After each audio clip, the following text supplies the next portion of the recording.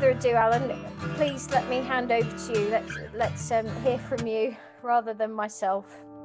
All right. Now, my song this morning is God is Still Here by J.J. Heller. For those of you that don't know me, my name is Alan Staff, and I'm chair of the elders at St. John's. And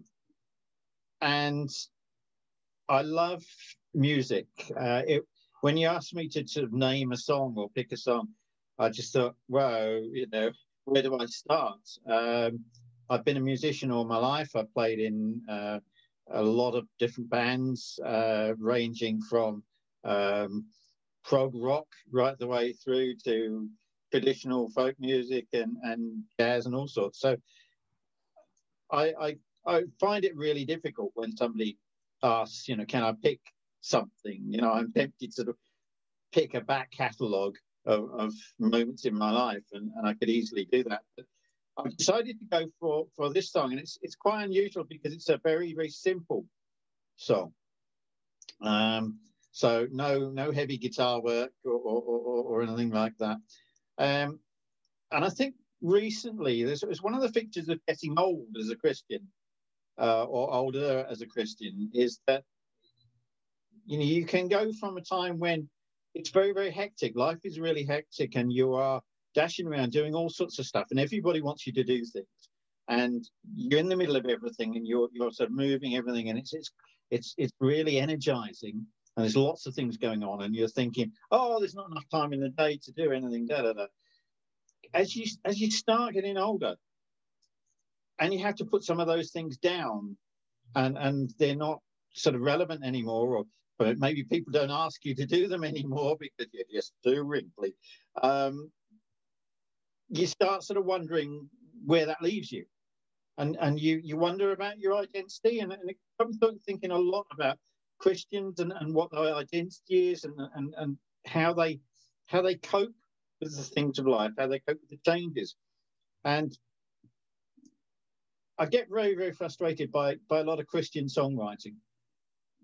And because I think a lot of Christian songwriters are lazy, downright lazy. I think they tend to sort of a lot of the stuff you hear is just a mishmash of everything else that's gone before. It's like an artist that only uses a two color palette all the time. It's just like, whoa, there's nothing there. You're just sort of throwing the words up and rehashing them. Or they're assuming that everything they have to write has to come directly out of the Bible. And I just think, well, no, God's given us creativity. And as a songwriter, I hate to see that. I hate to see that sort of laziness when God has given us so much creativity. And this song, I guess, is like a sermon in a song. It's beautifully crafted. It's, as I say, very, very simple. Some of you won't be familiar with it. But she goes to take all of the frustrations and the worries and the anxieties, the times when we feel that maybe God isn't there, or what am I supposed to do? It feels like sort of just you're walking in mush. There's this whole COVID time. What am I supposed to do as a Christian? And this sort of sense of, God, where are you in all this? Surely you can be. And she juxtaposes this with the story of the children of Israel in the desert, and they did all the same things that we do.